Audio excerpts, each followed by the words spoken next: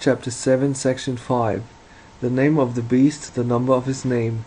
The invisible head of the papacy.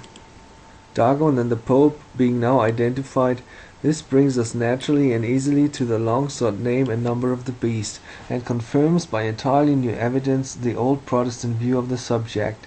The name Latinos has been generally accepted by Protestant writers as having many elements of probability to recommend it, but yet there has been always found a certain deficiency, and it has been felt that something was wanting to put it beyond all possibility of doubt. Now, looking at the subject from the Babylonian point of view, we shall find both the name and number of the beast brought home to us in such a way as leaves nothing to be desired on the point of evidence.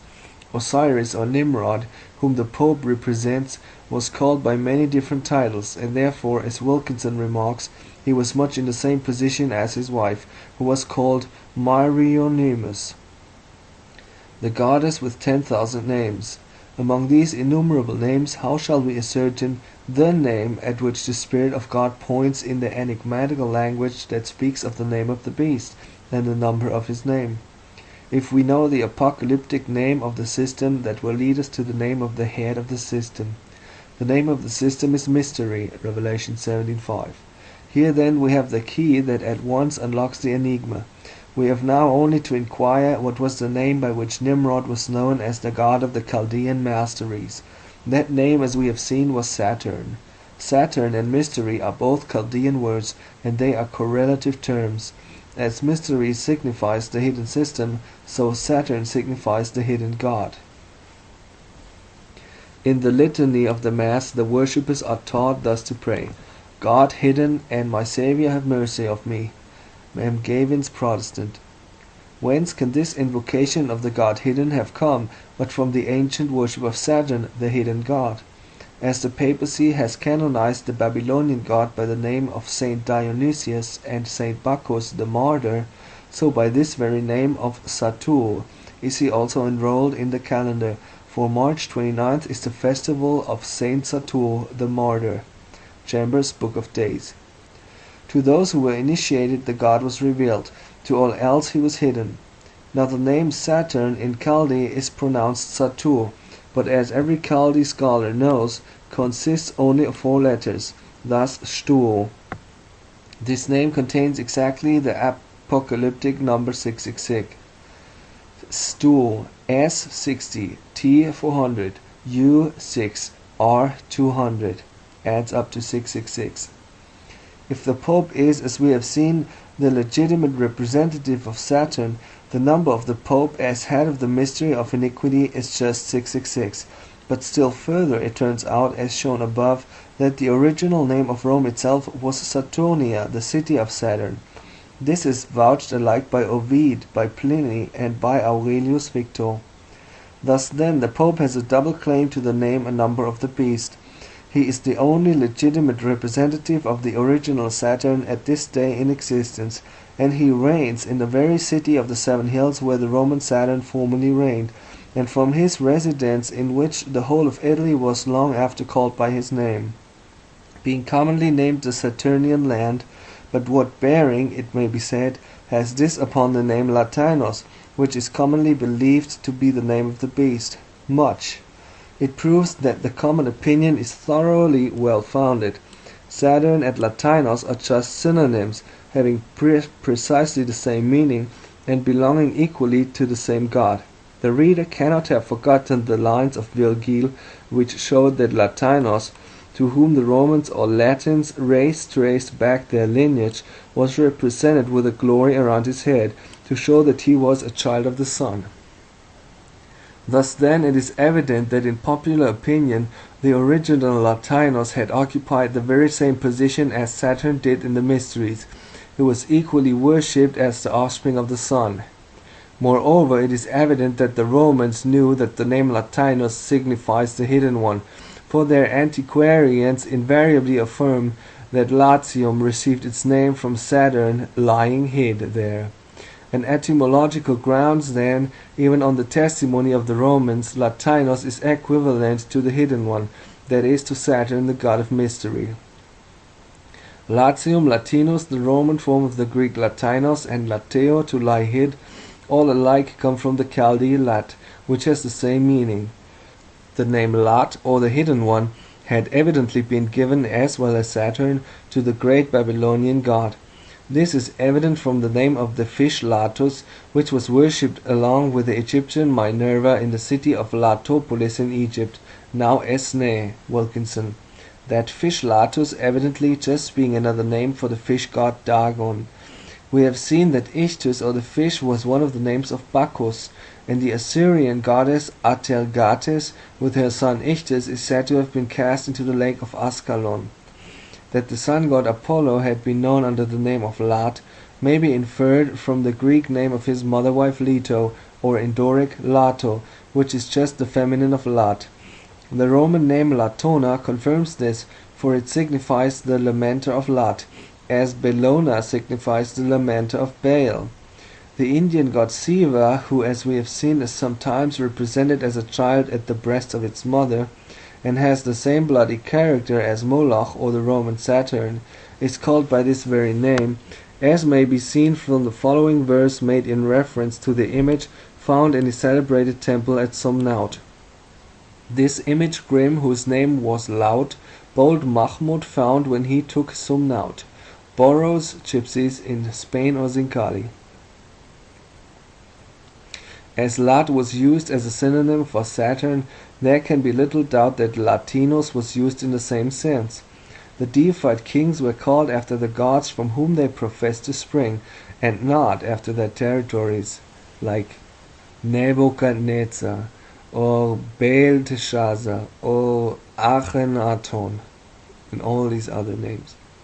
While Saturn, therefore, is the name of the beast, and contains the mystic number Latinos, which contains the same number, is just as peculiar and distinctive an appellation of the same beast. The Pope, then, as the head of that beast, is equally Latinos or Saturn, that is, the head of the Babylonian mystery. When therefore the Pope requires all his services to be performed in the Latin tongue, that is as much as to say that they must be performed in the language of mystery. When he calls his church the Latin Church, that is equivalent to a declaration that it is the Church of Mystery. Thus by this very name of the Pope's own choosing, he has with his own hands written upon the very forehead of his apostate communion its divine apocalyptic designation, Mystery, Babylon the Great. Thus also by a process of the purest induction, we have been led on from step to step, till we find the mystic number 666 unmistakably and indelibly marked on his own forehead, and that he who has his seat on the 7 hills of Rome has exclusive and indefeasible claims to be regarded as the visible head of the beast. The reader, however, who has carefully considered the language that speaks of the name and number of the apocalyptic beast, must have observed that in the terms that describe that name and number, there is still an enigma that ought not to be overlooked. The words are these: Let him that hath understanding count the number of the beast, for it is the number of a man. Revelation 13:18. What means the saying that the number of the beast is the number of a man? Does it merely mean that he has been called by a name that has been borne by some individual man before? This is the sense in which the words have been generally understood, but surely this would be nothing very distinctive, nothing that might not equally apply to innumerable names. But view this language in connection with the ascertained fact of the case, and what a divine light at once beams from the expression. Saturn, the hidden god, the god of the mysteries, whom the Pope represents, whose secrets were revealed only to the initiated, was identical with Janus, who was publicly known to all Rome, to the uninitiated and initiated alike, as the grand mediator, the opener and the shutter, who had the key of the invisible world. Now what means that name Janus? That name, as Cornificius in Macrobius shows, was properly Eanus, and in ancient Chaldee, Anush signifies the man, Ha-Anush in Hebrew. But that very name was the Babylonian beast from the sea called, when it first made its appearance. The name as given in Greek by Berosus is Oannes, but this is just the very way we might expect He-Anest. the man, to appear in Greek. He Siri in Greek becomes Osiris, and he Salsiphon or Salsiphon, and in like manner he Anesh naturally becomes Oannes. In the sense of a man-god, the name Oannes is taken by Barker, Lares and Penates. We find the conversion of the H into O among our own immediate neighbours, the Irish. What is now O'Brien and O'Connell was originally H. Bryan and H. Connell. Sketches of Irish History. The name Eanush, or the man, was applied to the Babylonian Messiah, as identifying him with the promised seed of the woman. The name of the man as applied to a god was intended to designate him as the God-man. We have seen that in India the Hindu Shastras bear witness that in order to enable the gods to overcome their enemies, it was needful that the sun, the supreme divinity, should be incarnate and born of a woman. The classical nations had a legend of precisely the same nature. There was a current tradition in heaven, says Apollodorus, that the giants could never be conquered except by the help of a man. That man who was believed to have conquered the adversaries of the gods was Janus, the god-man. In consequence of his assumed character and exploits, Janus was invested with high powers, made the keeper of the gates of heaven, and arbiter of man's eternal destinies. Of this Janus, this Babylonian man, the Pope, as we have seen, is the legitimate representative. His key, therefore, he bears with that of Cybele, his mother-wife, and to all his blasphemous pretensions he at this hour lays claim. The very fact, then, that the Pope founds his claim to universal homage on the possession of the keys of heaven, and that in a sense which empowers him, in defiance of every principle of Christianity, to open and shut the gates of glory, according to his mere sovereign will and pleasure, is a striking and additional proof that he is that head of the beast from the sea, whose number, as identified with Janus, is the number of a man and amounts exactly to 666. But there is something further still in the name of Janus or Eanus, not to be passed over. Janus, while manifestly worshipped as the Messiah or God-man, was also celebrated as Principium Decorum, the source and fountain of all the pagan gods. We have already in this character traced him backward through Cush to Noah, but to make out his claim to his high character in its proper completeness, he must be traced even further still. The pagans knew and could not but know at the time the mysteries were concocted, in the days of Shem and his brethren, who through the flood had passed from the old world to the new, the whole story of Adam, and therefore it was necessary, if a deification of mankind there was to be, that his preeminent dignity as the human father of gods and men should not be ignored, nor was it. The mysteries were full of what he did, and what befell him, and the name Eanush, or as it appeared in the Egyptian form, Pe-Anesh, the man, was only another name for that of our great progenitor. The name of Adam in the Hebrew of Genesis almost always occurs with the article before it, implying the Adam, or the man, Ha-Adam. There is this difference, however. The Adam refers to man unfallen, Eanush, the man, to fallen man. Eanush, then, as Principium Decorum, the fountain and father of the gods, is fallen Adam. The principle of pagan idolatry went directly to exalt fallen humanity, to consecrate its lusts, to give men license to live after the flesh, and yet after such a life to make them sure of eternal felicity. Eanus, the fallen man, was set up as the human head of this system of corruption, this mystery of iniquity. Now from this we come to see the real meaning of the name, applied to the divinity commonly worshipped in Phrygia, along with Cybele in the very same character as this same Janus, who was at once the father of the gods and the mediatorial divinity. That name was Attis, or Attis, or Ates, and the meaning would evidently appear from the meaning of the well-known Greek word ate, which signifies error of sin, and is obviously derived from the Chaldean chata, to sin, chatat in Hebrew. Attis or Ates, formed from the same verb, and in a similar way, signifies the sinner. The reader will remember that Rhea or Cybele was worshipped in Phrygia under the name of Idaia Mater, the mother of knowledge, and that she bore in her hand as her symbol the pomegranate, which we have seen reason to conclude that have been in pagan estimation the fruit of the forbidden tree. Who then so likely to have been the contemplar divinity of that mother of knowledge, as Attis the sinner, even her own husband, whom she induced to share with her in her sin and partake of her fatal knowledge, and who thereby became in true and proper sense the man of sin, the man by whom sin entered the world, and death by sin, and so death passed upon all, because all have sinned. Now to Attis, this man of sin, after passing through those sorrows and sufferings which his worshippers yearly commemorated, the distinguishing characteristics and glories of the Messiah were given.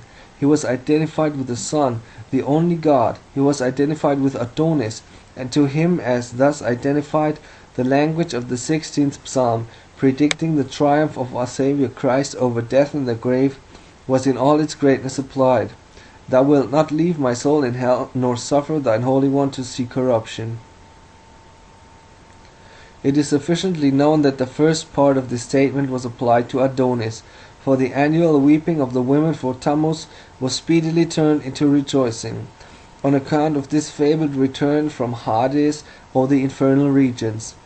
But it is not so well known that paganism applied to its mediatorial god the predicted incorruption of the body of the Messiah, but that this was the fact we learn from the distinct testimony of Pausanias. Agdistis, that is, Cybele, says he obtained from Jupiter that no part of the body of Attis should either become putrid or waste away. Thus did paganism apply to Attis, the sinner, the incommunicable honor of Christ, who came to save his people from their sins, as contained in the divine language uttered by the sweet psalmist of Israel 1,000 years before the Christian era. If therefore the Pope occupies, as we have seen, the very place of Janus, the man whom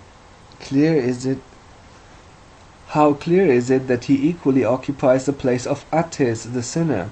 And then how striking in this point of view the name man of sin, as divinely given by prophecy, 2 Thessalonians 2:3, to him who was to be the head of the Christian apostasy, and who was to concentrate in that apostasy all the corruption of Babylonian paganism. The Pope is thus on every ground demonstrated to be the visible head of the beast. But the beast has not only a visible, but an invisible head that governs it. That invisible head is none other than Satan, the head of the first grand apostasy that began in heaven itself.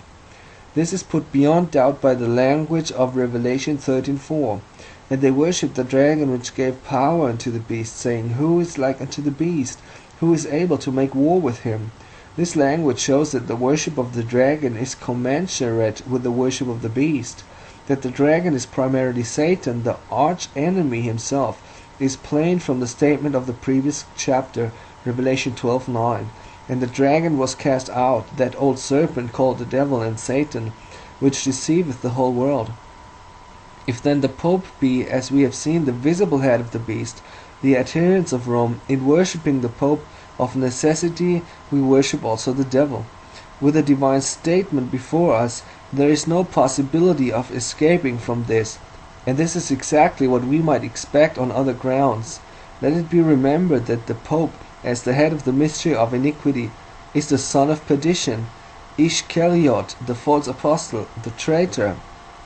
Now it is expressly stated that before Judas committed his treason, Satan, the prince of the devils, entered into him, took complete and entire possession of him. From analogy, we may expect the same to have been the case here. Before the Pope could even conceive such a scheme of complicated treachery to be cause of his Lord, as has been proved against him, before he could be qualified for successfully carrying that treacherous scheme into effect, Satan himself must enter into him. The mystery of iniquity was to practice and prosper according to the working, according to the energy or mighty power of Satan. 2 Thessalonians 2:9. The very term energy here employed is the term continually used in the Chaldean books, describing the inspiration coming from the gods and demons to their worshippers. Read Taylor's Jamblichus. Therefore Satan himself, and not any subordinate spirit of hell, must preside over the whole vast system of consecrated wickedness, he must personally take possession of him who is its visible head, that the system may be guided by his diabolical subtlety and energized by his superhuman power. Keeping this in view, we see at once how it is that when the followers of the Pope worship the beast, they worship also the dragon that gave power to the beast. Thus altogether, independent of historical evidence on this point, we are brought to the irresistible conclusion that the worship of Rome is one vast system of devil worship. If it be once admitted that the Pope is the head of the beast from the sea, we are bound on the mere testimony of God, without any other evidence whatever, to receive this as a fact, that consciously or unconsciously those who worship the Pope are actually worshipping the devil. But in truth we have historical evidence, and that of a very remarkable kind, that the Pope as head of the Chaldean mysteries is as directly the representative of Satan as he is of the false Messiah of Babylon. It was long ago noticed by Irenaeus, about the end of the 2nd century, that the name Thetan contained the mystic number 666, and he gave it as his opinion that Thetan was by far the most probable name of the beast from the sea. Irenaeus. Though the name Thetan was originally derived from Chaldee, yet it became thoroughly naturalized in the Greek language. Therefore, to give the more abundant evidence on this important subject, the Spirit of God seems to have ordered it, that the number of Thetan should be found according to the Greek computation, while that of Satur is found by the Chaldee. The grounds of his opinion, as stated by him, do not carry much weight, but the opinion itself he may have derived from others who had better and more valid reasons for their belief on this subject. Now on inquiry it will actually be found that while Saturn was the name of the visible head, Thetan was the name of the invisible head of the beast. Thetan is just the Chaldean form of Shaitan, the very name by which Satan has been called from time immemorial by the devil worshippers of Kurdistan, and from Armenia or Kurdistan this devil worship, embodied in the Chaldean mysteries, came westward to Asia Minor and thence to Etruria and Rome. The learned reader has no need of examples in proof of this frequent Chaldean transformation of the sh or s into t, but for the common reader the following may be abducted. Hebrew shekel to weigh becomes tekel in Chaldee. Hebrew shabar to break, Chaldee tabar. Hebrew seraphim, Chaldee teraphim. The Babylonian counterfeit of the divine cherubim or seraphim. Hebrew asar to be rich, Chaldee attar. Hebrew shani, second, shani, Chaldee tanin. That Thetan was actually known by the classic nations of antiquity to be Satan, or the spirit of wickedness and originator of moral evil, we have the following proofs. The history of Thetan and his brethren, as given in Homer and Hesiod, the two earliest of all the Greek writers, although later legends are obviously mixed up with it, is evidently the exact counterpart of the scriptural account of Satan and his angels. Homer says that all the gods of Tartarus, meaning hell, were called Thetans. Hesiod tells us how these Thetans, or gods of hell, came to have their dwelling there. The chief of them, having committed a certain act of wickedness against his father, the supreme God of heaven, with the sympathy of many others of the sons of heaven, that father called them all by an opprobrious name, Thetans, pronounced a curse upon them, and then in consequence of that curse they were cast down to hell and bound in chains of darkness in the abyss. While this is the earliest account of Thetan and his followers among the Greeks, we find that in the Chaldean system Thetan was just a synonym for Typhon, the malignant serpent or dragon, who was universally regarded as the devil, or author of all wickedness. It was Typhon, according to the pagan version of the story, that killed Tammuz and cut him in pieces. But Lactantius, who was thoroughly acquainted with the subject, upbraids his pagan countrymen by worshipping a child torn in pieces by the Thetans. It is undeniable, then, that Thetan, in pagan belief, was identical with Satan or the dragon. We have seen that Shem was the actual slayer of Tammuz. As the grand adversary of the pagan Messiah, those who hated him for his deed called him for that very deed by the name of the grand adversary of all, Typhon or the devil. If they called the master of the house Beelzebub, no wonder that his servant was called by a similar name. In the mysteries, as formerly hinted, an important change took place as soon as the way was paved for it. First, Tammuz was worshipped as the bruiser of the serpent's head, meaning thereby that he was the appointed destroyer of Satan's kingdom.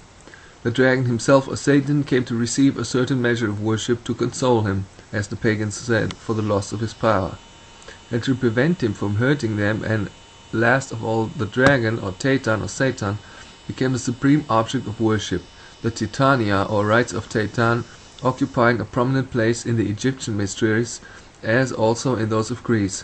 How vitally important was the place that these rites of Titan, or Satan, occupied may be judged from the fact that Pluto, the god of hell, who in his ultimate character was just the grand adversary, was looked up to with awe and dread as the great god on whom the destinies of mankind in the eternal world did mainly depend, for it was said that to Pluto belonged to purify souls after death.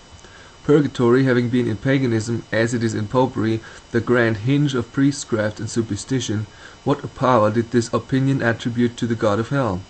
No wonder that the serpent, the devil's grand instrument in seducing mankind, was in all the earth worshipped with such extraordinary reverence. It being laid down in the Octatoch of Ostanes that serpents were the supreme of all gods and the princes of the universe. No wonder that it came at last to be firmly believed that the Messiah, on whom the hopes of the world depended, was himself the seed of the serpent. This was manifestly the case in Greece, for the current story there came to be that the first Bacchus was brought forth in consequence of the connection on the part of his mother with the father of the gods, in the form of a speckled snake. Read in Ovid's Metamorphosen, so deeply was the idea of the seed of the serpent being the great world king imprinted on the pagan mind, that when a man set up to be a god upon earth, it was held essential to establish his title to that character, that he prove himself to be the serpent's seed. Thus when Alexander the Great claimed divine honors, it is well known that his mother Olympias declared that he was not sprung from King Philip, her husband, but from Jupiter, in the form of a serpent. In like manner, says the authoress of Rome in the 19th century, the Roman emperor, Augustus, pretended that he was the son of Apollo, and that the god had assumed the form of a serpent for the purpose of giving him birth. The father of the gods was manifestly the god of hell, for Proserpine, the mother of Bacchus, that miraculously conceived and brought forth the wondrous child, whose rape by Pluto occupied such a place in the mysteries, was worshipped as the wife of the god of hell, as we have already seen, under the name of the Holy Virgin. The story of the seduction of Eve by the serpent is plainly imported into this legend, as Julius Firmicus and the early Christian apologists did with great force cast in the teeth of the pagans of their day, but very different is the coloring given to it in the pagan legend from that which it has in the divine word. We find that Semele, the mother of the Grecian Bacchus, had been identified with Eve. For the name of Eve had been given to her, as Photius tells us, that Pherecydes called Semele Hue. Hue, H-U-E, is just a Hebrew name for Eve, without the points. Thus the grand timbrel rigger, by dexterously shifting the piece, through means of men who began with great professions of abhorrence of his character, got himself almost everywhere recognized as in very deed the god of this world. So deep and so strong was the hold that Satan had contrived to get of the ancient world in his character, that even when Christianity had been proclaimed to man, and the true light had shone from heaven, the very doctrine we have been considering raised its head among the professed disciples of Christ. Those who held this doctrine were called Ophiani, or Ophites, that is, serpent worshippers. These heretics, says Tertullian, magnify the serpent to such a degree as to prefer him even to Christ himself. For he, says they, gave us the first knowledge of good and evil.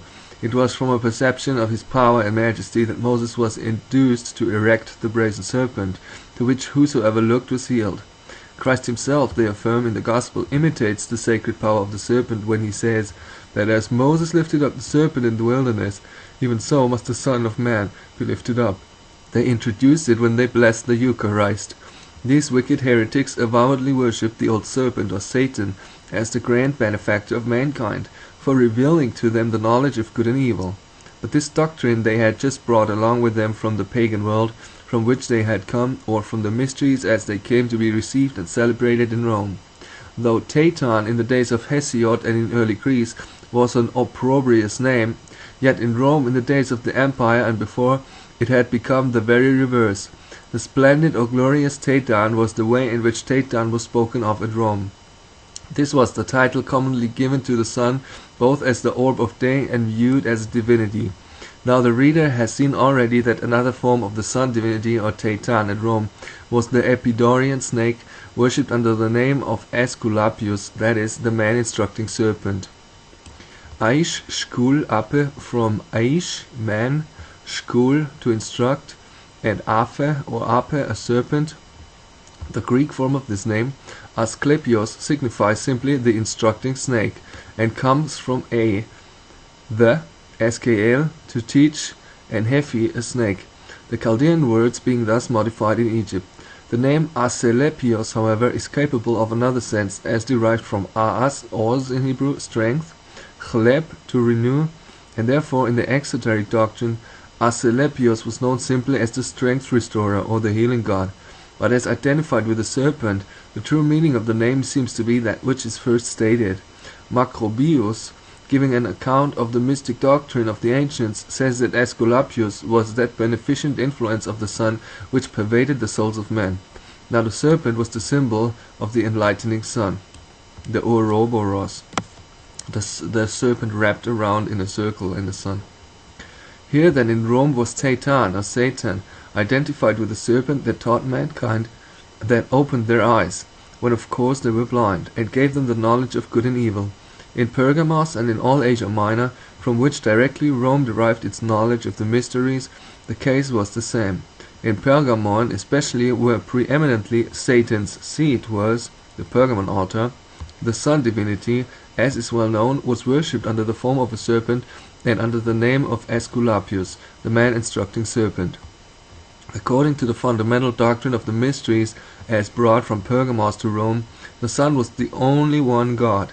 Satan, or Satan, then, was thus recognized as the one only God, and of that only God, Tammuz or Janus, in his character as the son or the woman's seed, was just an incarnation. Here then the grand secret of the Roman Empire is at last brought to light, meaning the real name of the tutelar divinity of Rome. That secret was most jealously guarded, insomuch that when Valerius Soranus, a man of the highest rank, and as Cicero declares, the most learned of the Romans, had incautiously divulged it, he was remorselessly put to death for his revelation. Now, however, it stands plainly revealed, a symbolical representation of the worship of the Roman people from Pompeii strikingly confirms this deduction by evidence that appeals to the very senses. We have seen already that it is admitted by the author of Pompeii that the serpents in the under compartment are only another way of exhibiting the dark divinities represented in the upper compartment. Let the same principle be admitted here, and it follows that the swallows, the birds pursuing the flies, represent the same thing as the serpent does below. But the serpent, of which there is a double representation, is unquestionably the serpent of Aesculapius. The fly-destroying swallow, therefore, must represent the same divinity. Now everyone knows what was the name by which the Lord of the Fly, or the fly-destroying god of the Oriental world, was called. It was Beelzebub. This name, as signifying Lord of the Fly, to the profane meant only the power that destroyed the swarms of flies when they became, as they often did in hot countries, a source of torment to the people whom they invaded.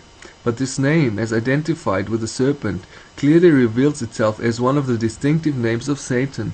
And how appropriate is this name, when its mystic or esoteric meaning is penetrated.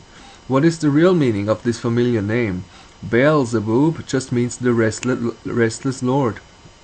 Even that unhappy one who goeth to and fro in the earth, and walketh up and down in it, who goeth through dry places seeking rest, and finds none.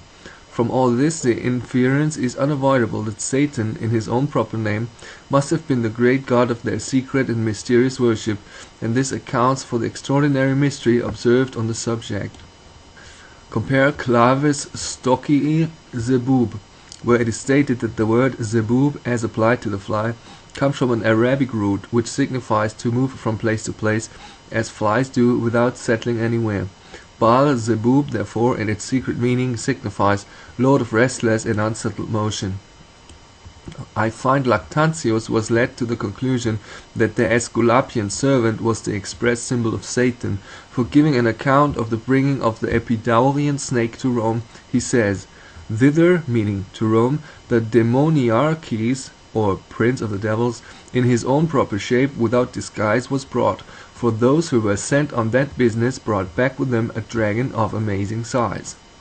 When therefore Gratian abolished the legal provision for the support of the fire worship and serpent worship of Rome, we see how exactly the divine prediction was fulfilled, Revelation 12:9. And the great dragon was cast out, that old serpent called the devil and Satan, which deceiveth the whole world. He was cast out into the earth, and his angels were cast out with him. The fact stated above cast a very singular light on a well-known superstition among ourselves. Everybody has heard of St. Swithin's Day, on which, if it rain, the current belief is that it will rain in uninterrupted succession for 6 weeks. And who or what was St. Swithin that his day should be connected with 40 days uninterrupted rain?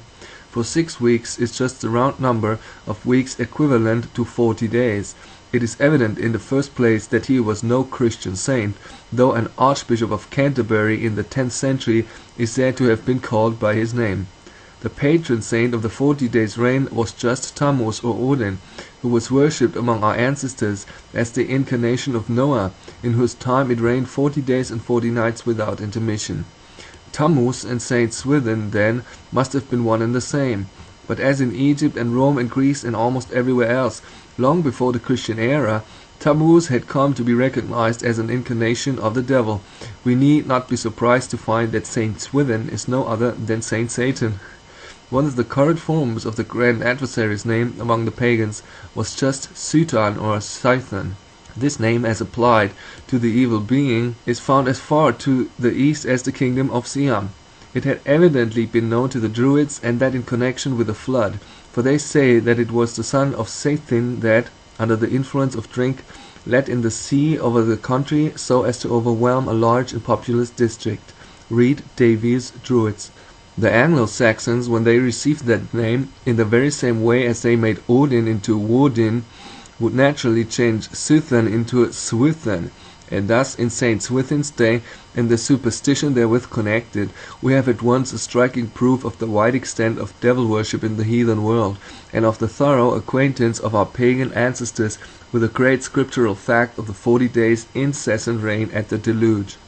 If anyone thinks it incredible that Satan should thus be canonized by the papacy in the Dark Ages, let me call attention to the pregnant fact that even in comparatively recent times, the dragon, the devil's universally recognized symbol, was worshipped by the Romanists of Poitiers under the name of Good Saint Vermine.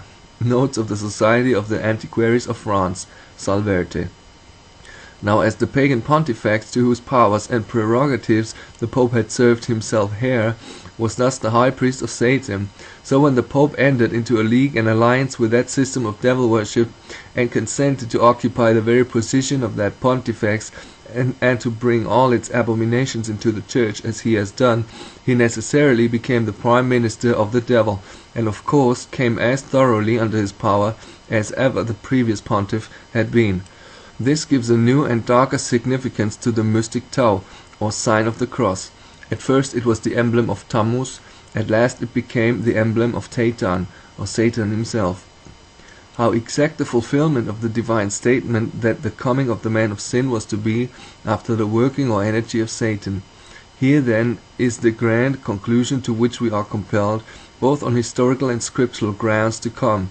As the mystery of godliness is God manifest in the flesh, so the mystery of iniquity is, so far as such a thing is possible, the devil incarnate. Note: Ates the sinner. We have seen that the name Pan signifies to turn aside, from poneh in Hebrew, I turn, and have concluded that as it is a synonym for hata, to sin, the proper generic meaning of which is to turn aside from the straight line, that name was the name of our first parent Adam. One of the names of Eve as the primeval goddess worshipped in ancient Babylon, while it gives confirmation to this conclusion, elucidates also another classical myth in a somewhat unexpected way. The name of that primeval goddess, as given by Berosus, is Talat, which, as we have seen, signifies the rib, Selah. Adam's name as her husband would be Baal Talat, husband of the rib, for Baal signifies Lord in the sense frequently of husband, but Baal Talat, according to a peculiar Hebrew idiom already noticed, signifies also he that halted or went sideways. The Chaldee talat, a rib or a side, comes from the verb tala, the Chaldee form of tsela, which signifies to turn aside, to halt, to sidle or to walk sideways. This is the remote origin of Vulcan's lameness, for Vulcan, as the father of the gods, needed to be identified with Adam as well as the other fathers of the gods, to whom we have already traced him. Now Adam, in consequence of his sin and departure from the straight line of duty, was all his life after, in a double sense, Baal Talat, not only the husband of the rib, but the man that halted or walked sideways. In memory of this turning aside, no doubt it was that the priests of Baal, 1 Kings 18:26, limped at the altar, when supplicating their God to hear them, for that is the exact meaning in the original of the word rendered leaped. See Kitto's Biblical Cyclopedia. And that the Druidic priests went sideways in performing some of their sacred rites, as appears from the following passage of Davis. The Druidic dance is performed with solemn festivity about the lakes, round which and the sanctuary the priests move sideways, whilst the sanctuary is earnestly invoking the gliding king, before whom the fair one retreats upon the veil that covers the huge stones. Druids. This Davies regards as connected with the story of Jupiter, the father of the gods, violating his own daughter in the form of a serpent. Now let the reader look at what is on the breasts of the Ephesian Diana, as the mother of the gods, and he will see a reference to her share in the same act of going aside. For there is the crab, and how does a crab go but sideways? This then shows the meaning of another of the signs of the zodiac. Cancer commemorates the fatal turning aside of our first parent from the path of righteousness, when the covenant of Eden was broken. The pagans knew that this turning aside or going sideways implied death, the death of the soul. In the day thou eatest thereof thou shalt surely die. And therefore, while at the spring festival of Cybele and Athes there were great lamentations for the death of Athes, so on the Hilaria or rejoicing festival of the 25th of March, that is Lady Day, the last day of the festival, the mourning was turned into joy, on occasion of the dead god being restored to life again. Read Depuis Origine de tous les cultes.